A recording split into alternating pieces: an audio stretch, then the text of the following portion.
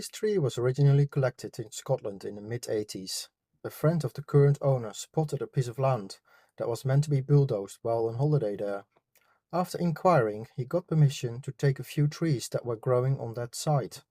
The tree got eventually sold to the current owner. And today we're going to work on this Scots Pine. I've got a Scots Pine from a customer of mine, about last year I think. He brought it to me to give it a restyle. Just struggling with the lower branches like most people do with Scots Pines. So it's been growing freely this year. Just keep really feeding it really well. So yeah, what we're going to do is compact a bit more.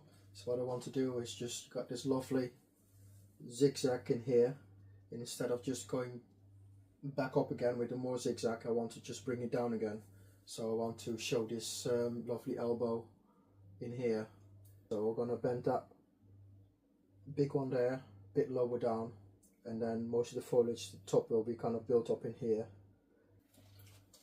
So Scots Pines are apical dominant, so it means they just want to be a tall tree. So what happens naturally over the years, they just the lower branches get weaker and weaker, and the top gets stronger and stronger, because that's where they want to go. They want to go towards the light, and the light is is stronger on top than at the bottom. So naturally for the trees, makes more sense to grow from the top than the lower branches. It's our job to just manage all of the foliage in this space. So once we got the design together, we have to make sure we're gonna manage all of the parts and all of the foliage. So that means cutting back harder in the top and letting the lower branches go freely a bit more. Let the lower branches grow a bit better. So it's just all about managing the buds and the pruning as well. So that's a quite important thing, so everybody can style a pine and keep it for a few years. But this is kind of the thing you need to know about pines, like 5 years on. That's why you start to get trouble with branches getting too long. Branches start to die off and stuff. What most people end up with is the literati tree. Everything comes from the top and no lower branches. So what most people do is just kind of grow these on. They just kind of get longer and longer every year, and then that one kind of will replace that one in the end. But there's a certain amount of times you can do that, just growing everything from the top and growing it down. After another 5 years, you have to prune that off, and then you have to grow another one like this one all the way down to make that design. But that makes the structure of the tree quite weak, I think, just growing everything from one point and then lower it down. So it's all about horticulture. So pines just work kind of similar to junipers as well. At some point you have to cut it back to get yourself some backbuds, so they'll be the future for the tree basically. So otherwise, if you just only prune off a little bit, prune off a little bit of a candle grows by this long, you prune it like that, and then next year it's just gonna grow again and again and again. So there's nothing, if you're just pruning candles, it will work with mature bonsai, like finished bonsai. So every technique's got its own time and place for it. So this is not a bonsai yet, so we can't just do that technique just. So pruning techniques for pines is I normally prune back every August thereabouts, and I just prune them back to the nearest strongest shoot. So if you got any back shoots, so for instance you got 2 shoots there, they're not quite strong enough, because I already pruned back last time, and I didn't video it. So but yeah, you just, for instance, I could prune back this long one here, and then leaves me with 2 in the back. So these are not quite strong enough yet, but next year they'll be strong enough, and then I can prune that one out, and that leaves them. And because I just prune a big piece out like that, it'll then create a bigger reaction. So if you get a bud and I half it, or take 3/4 out, what I do with my bonsai, it doesn't really do much. So, but once you just start pruning big stuff out back, it creates a better reaction, and then over the same period of time, the autumn time, so August onwards, it starts creating buds on the new branches here, and they'll be forming in the next year, and then you can prune them back the year after. So it's gone about 2 years. It needs to be there. So in 2 years' time, you have buds down there, and then those small ones are going to be too big, and you can prune it back harder. So it takes a long time before you get your back buds and before you can prune back to them, but that's why they're just quite hard to do. And people just like to just choose the easiest way. It's like, well, just prune it off, use something here, bend it down, and then make a nice finished job with it with wiring. But in bonsai, we want to just make our lives easier for ourselves, so we want to lose less and less wire as possible every time, and then we just end up with just pruning really, and then we get this nice structure. So once you just keep wiring trees, it's not really bonsai, it just held up by wire. Once you take the wire off, it just floppy like this, which is back to raw materials. So we want to just, it takes a long time to get the tree wireless, but we want to get as less supporting wire on there as possible. So I already pruned this tree in the autumn, so we don't have to do any much pruning on this anymore. I just pruned all the trees out there, so everything goes from 1 to 2. So this all will be nice for us to wire. I'm just only gonna prune take the 3rd year's needles off, so you can see it here. So we've got 1, got 2 and 3 down there. So we're going to take all of them off.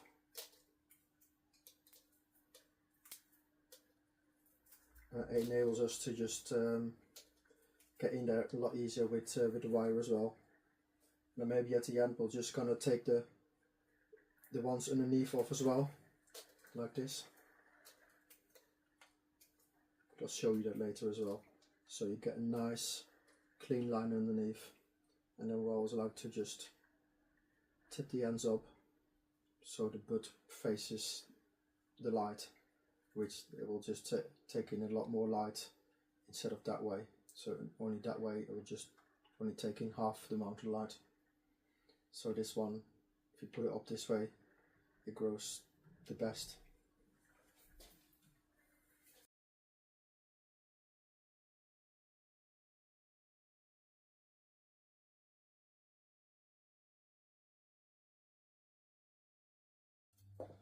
Well, now we plucked all the old needles off. Some of the so where we got really strong growth, we'll say like here, this one is a strong one. So in fact I can prune, take a lot more needles off this one. So I could just go in, I can leave like last year's needles, so only one row, because it's strong enough. But if it's a weak one, so you got like small ones like this here, I won't prune any or won't take any off, because this needs its strength. So the more leaves you leave on, the stronger it will become, and it will be. So that's also a thing. So every branch and every tip is a little bit different. So everyone you just treat a little bit differently. So you just take a bit more of those strong ones and a little bit less of the weaker ones. So that's just how you balance it out basically. So now we're gonna attach some wire to this to just bring that down. I haven't got any wires on here to keep the pot in the tree, because it's quite solid in there. It's been in there for a while, so it's got no anchor wires in there. So I have to just make something for that. So out of the holes in the bottom, I'll just poke the big wire through. So this is 3mm wire. And poke it through, twist it up there, so it gives me an anchor to hold it on to. You can do it with underneath roots and stuff, because this will get a lot of pressure on it, so it will damage the roots underneath and it will die off, and then you've got no roots and then you're having problems after that. So I always want one like that in the soil, or you can just decide to just take a screw, put a screw in somewhere, and then you can pull from that end as well. But the problem with that is if you just put a screw in there, or you just pull it on the end of a gin.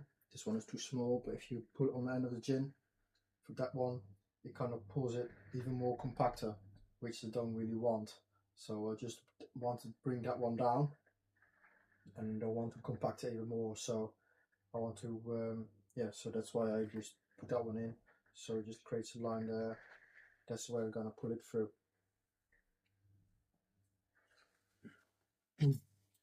So for this I use some little bit of rubber from scrapyard. I just got one of those tubes everywhere, quite cheap. So we're gonna put that. So we're gonna put that.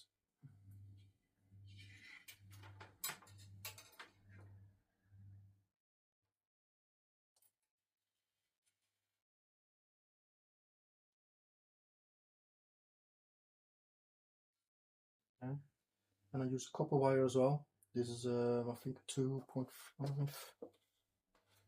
1.5 copper wire, so it's quite strong. And copper is quite strong on its own, so this is ideal for stuff that just got really big tension on it. Any small little things, so you've seen I've done before, you can use tiny bit of aluminium wire. If there's not too much strength on that, that will be fine.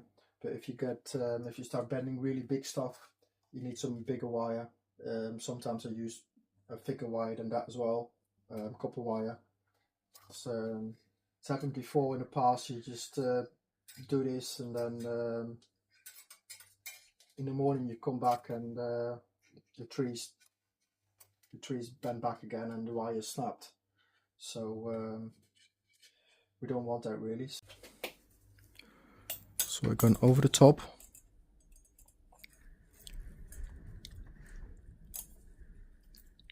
And then underneath, just gonna twist it.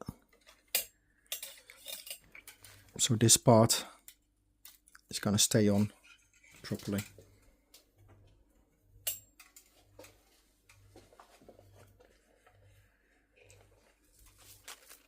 See there.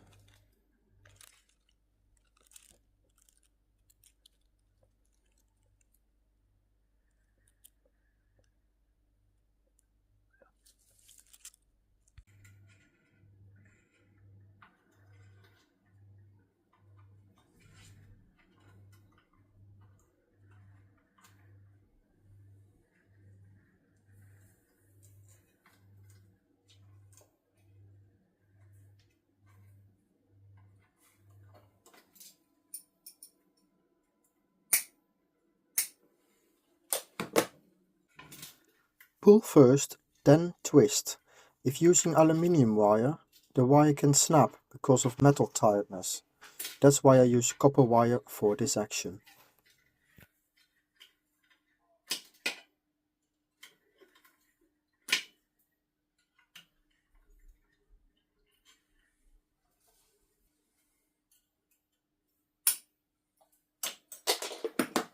So that was quite easy really.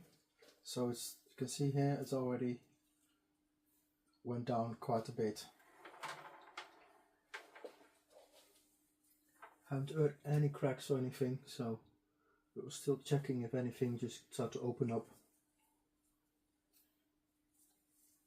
Because sometimes they just, especially with junipers, they can just tear open, so you can't really hear it cracking. We're going to do a little bit more, and then we'll stop, and then we'll continue in a couple of days' time. Do some more, and in the meantime we can wire the tree, of course. So this is the best thing to do. Tightening up over a couple of days, couple of weeks time.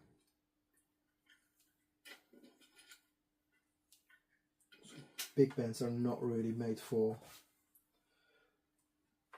demonstrations or something like that, because you just have to expect a lot of things from a tree in a short space of time. So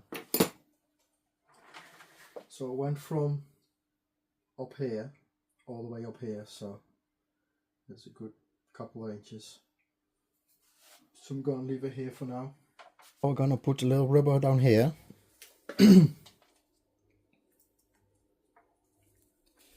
And I'm gonna pull this branch more in that way.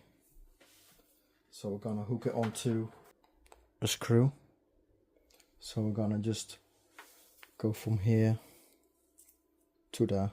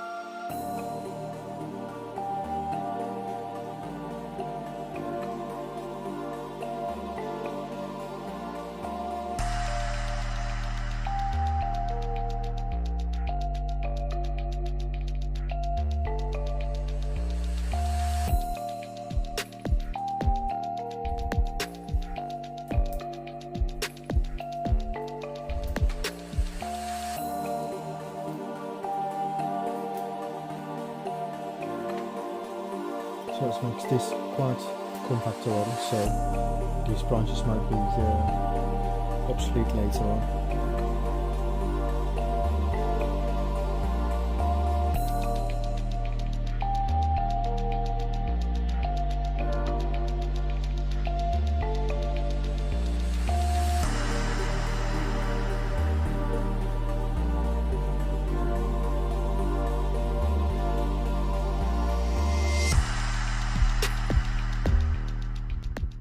So that went from down there to down here, so, and then you can see here it just brought that one quite close to here, so it's going to be one of the back branches in here. So we've got a nice and compact close to the trunk. Now it's been a few days now since I start pulling this one down here. It's a tiny little crack appearing over here. I just had to peel some bark off to see where it's actually cracking, but it's just a little split in there, so it just and it's just got a little bit more to go on that as well, so before it just gives more resistance, so we're going to tighten it up a little bit more.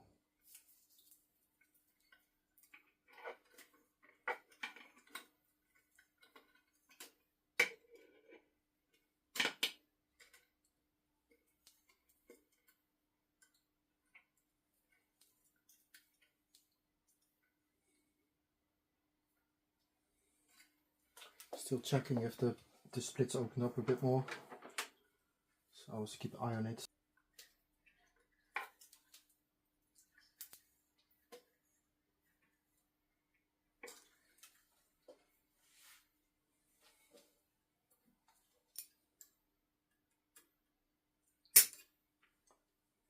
So there's another inch or so coming down already.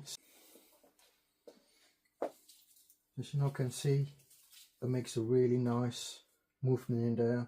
It goes to the left, to the right, down, and right, left again. So it's a nice little roller coaster kind of thing. So now I want to pull it in this direction. So I can't pull it any more this way. And now also because I've got the other guy wire there, it's just not gonna pull any further anymore. So now we have to just change the angle of it. So we're gonna change it from pulling this way, and we're gonna pull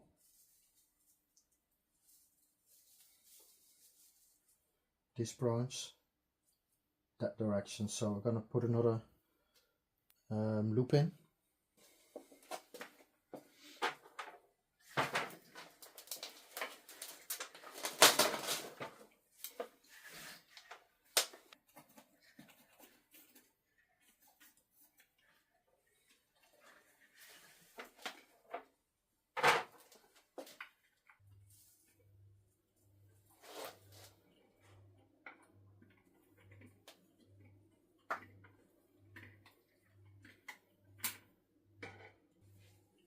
And now what we have to look after for now is this part here, because this is a single branch on a junction. The risk is that this can snap off. If that goes too deep, it can snap off because of the angle of it. So we have to still watch out if that starts cracking or tearing. So again, I just come down about that much. I've cut this branch off here. I was not needing that one, so I'm gonna strip that off, and I'm gonna use that for as a gin. So what we do is just get a branch cutter. Don't cut all the way in, just half, all the way around.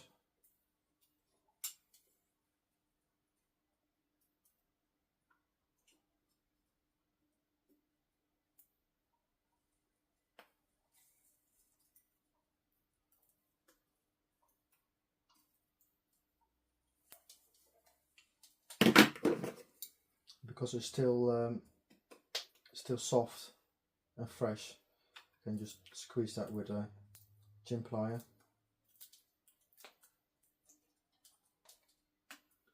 It's probably from that branch over there in the back.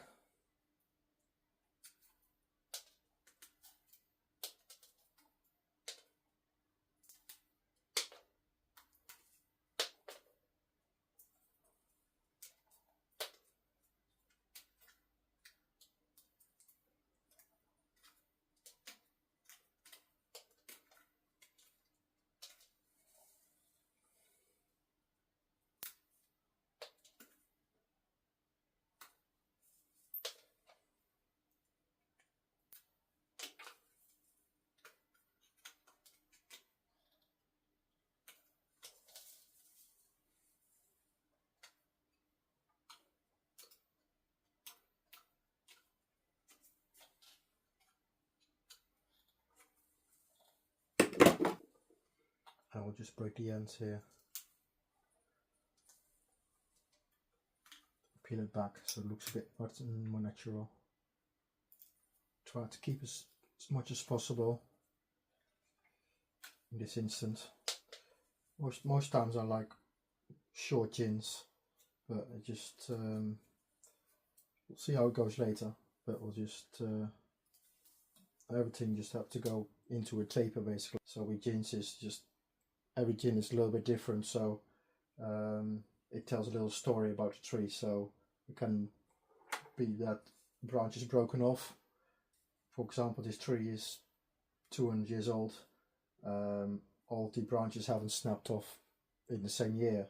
So over the 200 years, all these branches have snapped off at some time, or something has happened there. So every branch has different age. So one is a bit older, one is a bit newer. So with some of them we don't want nice texture on there. So we can leave that nice and smooth like this.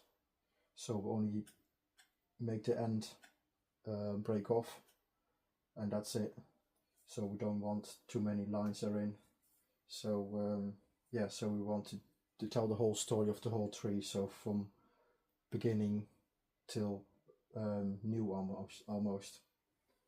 And also the branches, you want to break them in different positions as well. So not every branch breaks off that way. Some branches break off left or right. So yeah, so we want a bit of variety in our gins. And you can do that as well with different lengths. So this one's a bit shorter. It's been at the top, more exposed, more sound blasted perhaps by the weather. So there's all these little elements you can add to your story basically.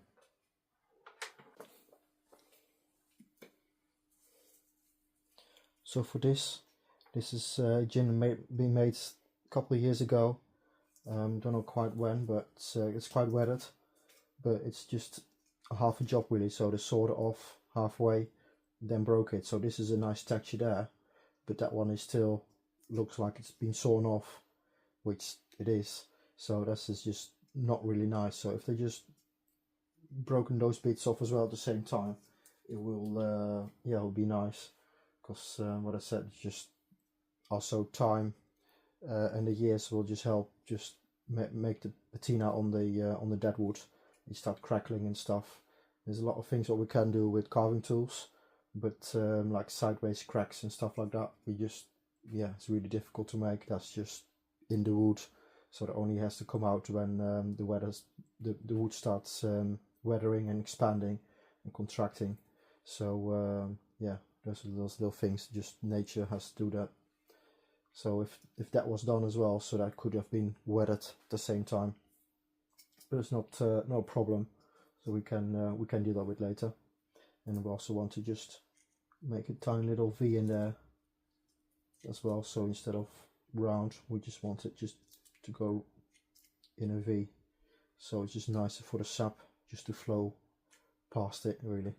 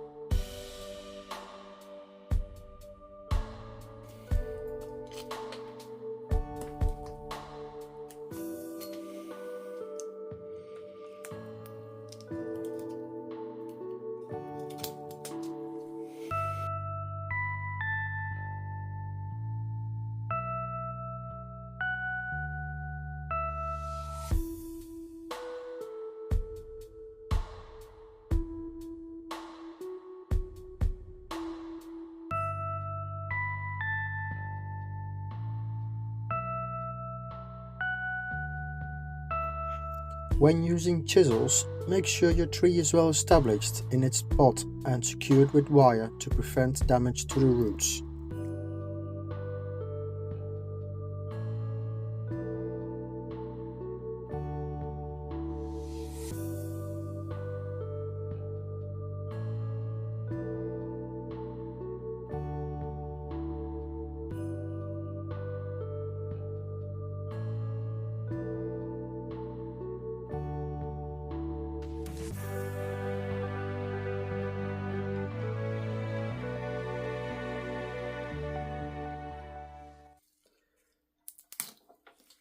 The other thing about it is, because it's just done so long time ago, it can't tear anymore. Like with most pines and evergreens, you can tear it, as what I did with the gin here. So you can just kind of, it kind of peels back because it's still soft. When the wood is dry, it becomes hard, so then it starts breaking. So but that's a different method, but you still can make nice deadwood like this here.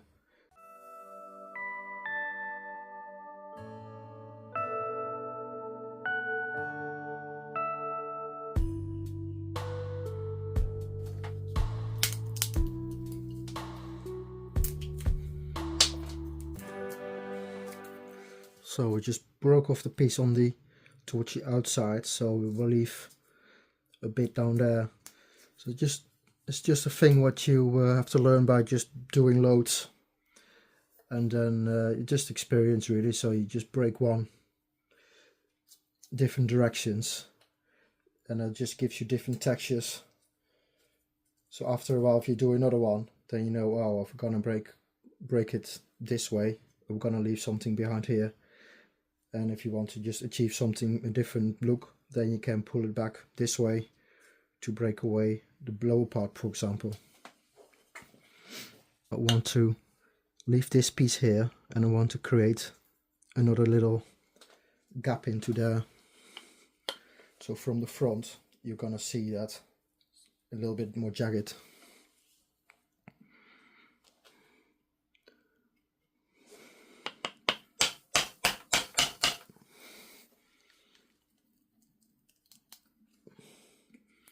So again, we're going to pull it outwards and then breaks off there. So see, we got nice jagged. And then that one looks a little bit too bulky, so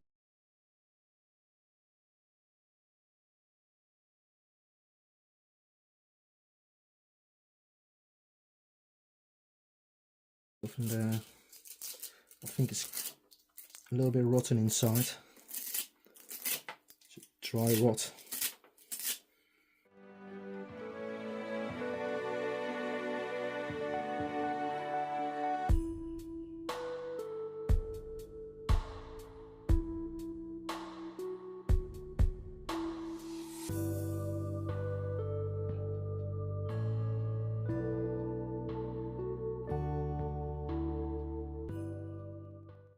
I think I want to just extend that a little bit more into here.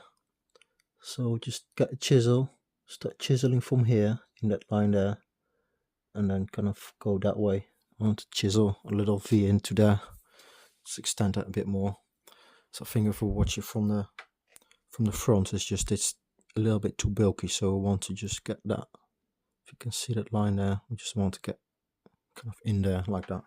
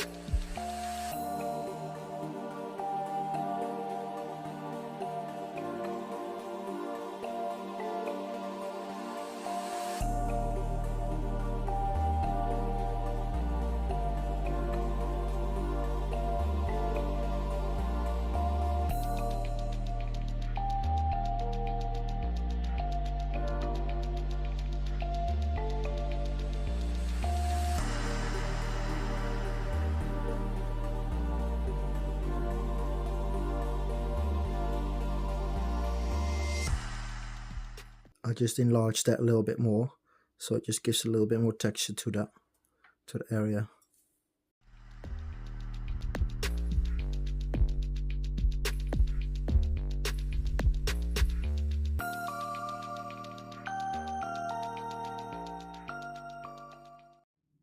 Burning off little fibers with a blowtorch. Be careful with the flame, not burning the foliage.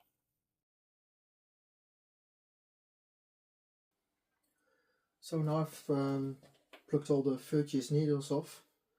So you basically count the parts, and then you can see what's how many needles it's been growing from the last couple of years. Yeah, so we take about the 30th needles off, so they normally just drop off in the autumn anyway, and some of the second year's needles I take them off as well, depending on the strength of the branch. So if you've got a really strong shoot, so for example these two, you can see this difference in strength. This one's got less needles on, and that one's got more needles on. So from here on, the color changes basically from that part to there. So from here to there, it's second year's, and this is last year. So I took all of them off, and this is what's on there was the third year. So for this one, that hasn't been grown that much. So this is from this year, and I think there were a few needles on there from last year, so not really done well, but it's still got two really big buds in there. So definitely want to do something. So for next year, it will do well. And in this one, there's two big buds in there, and there was another really big bud in there, and I took that out. So we call that bud selection. So we want to prepare the tree for the spring basically. So when I just started, these will form into candles, they're gonna extend. So instead of having 3 from one point, we're gonna have 2. So now I thinned it out a little bit, so set the needles are gone. Decided to strip these off here. So I've already got a few branches. In here, so I think that's enough foliage to be in there. Also, that one is competing with that one. It's opposite of that. So, and there's like 3 in one point. So one of the 3 actually had to go. So to be able to bend that one all the way back, that was an option. But then I have to prune that one off, or strip that with bark, or strip the bark off. But I've just gone for that one for now. And same with that one. That one was just a little bit longer. The foliage was a little bit long, so that one could have come in here. Where I'm gonna place these ones. But because they're just a little bit too long, I decided not to, because all them together will be a nicer pad.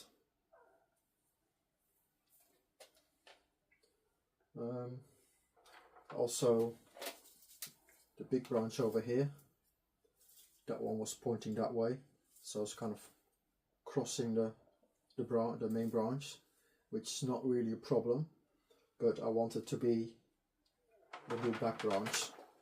90% sure this will be alright. I put some cut paste on. There was just some small little cracks appearing, nothing major really, or tears really. They're just not really cracking this, but there's just more tearing. Just as a precaution really, just put that in there so it won't dry out as much. But gently pulled this branch over. A little crack appeared there, a little tear, but nothing major. And I'll be able to just pull that through there into there. So instead of going this way, it's already going that way in the right direction. So instead of just going over and down, this just goes straight through.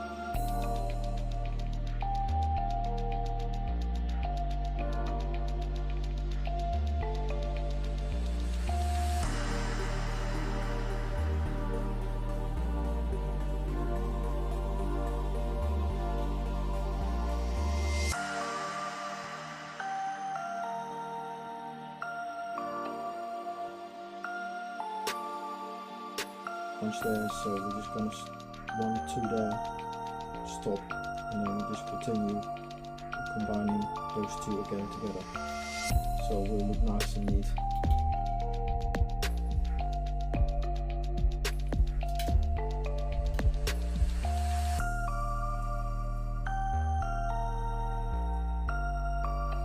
Couple wire, we have to try to twist it as well when we go along. It's not like normal aluminium wire, you can just roll it over. This is when you will get strength into the wire, is when you twist it as well. It gets harder and harder.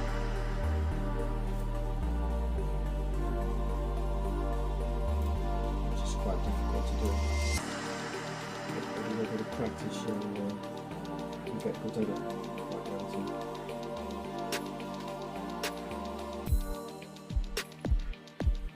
So here, I choose to go for the thickest one first, and then because the next one is going to be a thinner wire, so the thinner wire is going to go from there up to there.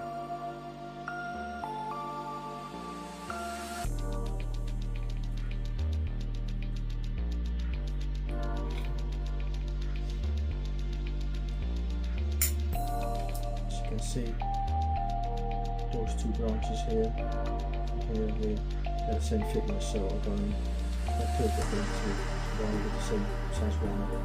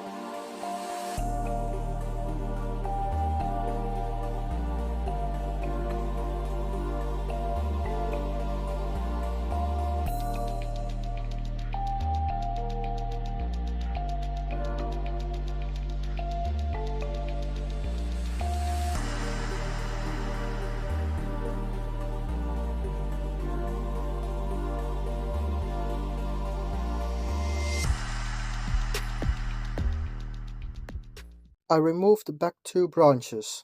They were too far away and are replaced with shorter branches. The branches are turned into gin.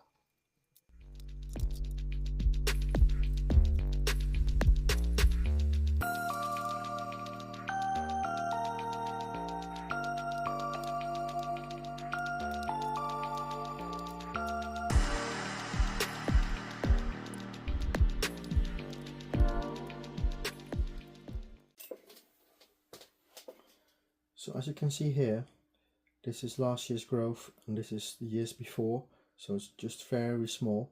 I've taken a few off there, but it's just a little indication of how fast it's growing. So that one is almost double as that one, so that one has just grown a lot quicker. So on the, again, on one branch, just all a little bit all over the place. So you got really weak ones, mid-weak ones, really strong ones, medium strong ones. So it's our job to look at every single shoot and then determine how hard we're going to prune back. So for these ones here, these are very strong. I pruned all of the needles off, so only kept the last year's needles. So the previous years I took them all off just to balance the strength in it.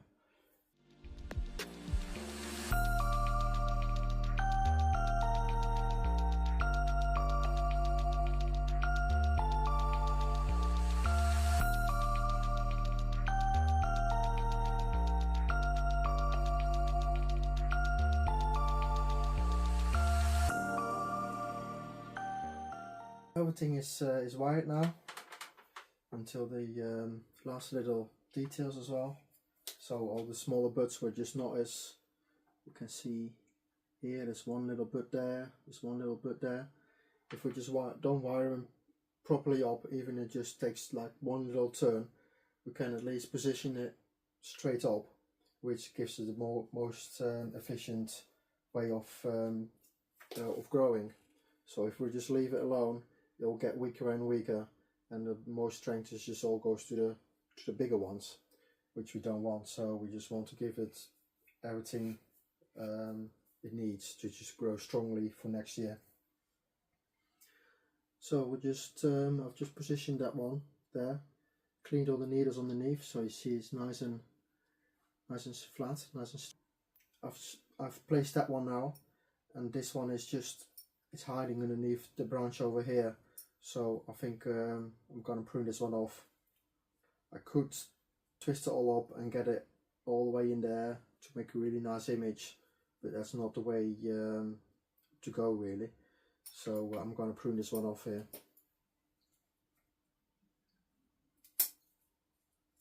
As you can see, it's quite long. I have to snake it up, what we call it, snaking and coiling it up to make it fit the profile. But yeah, we like to use horticulture instead of trickery really.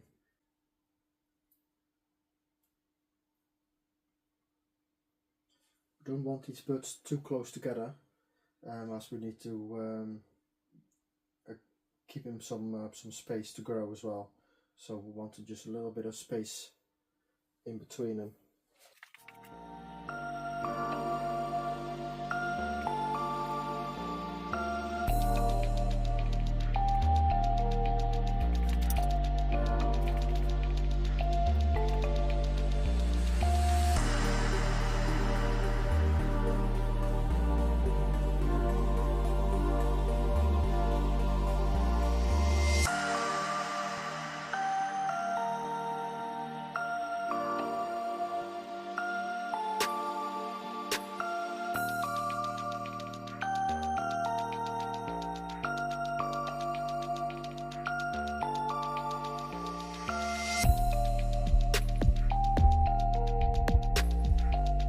Cheers.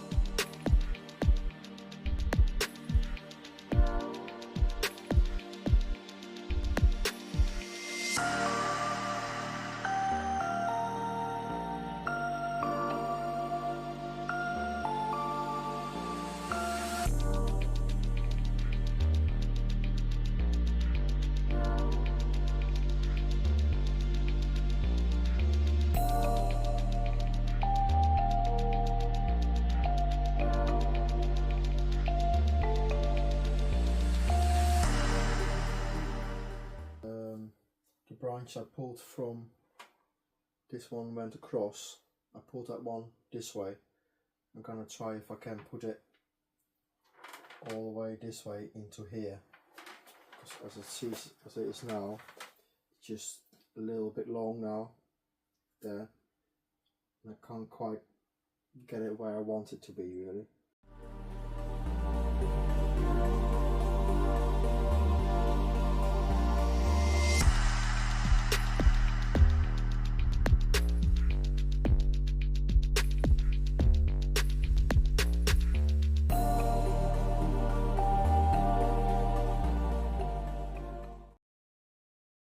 I decided to remove these branches on the right. By removing them, I create a smaller silhouette that fits better with the elegant movements of the trunk, rather than a broader, powerful look.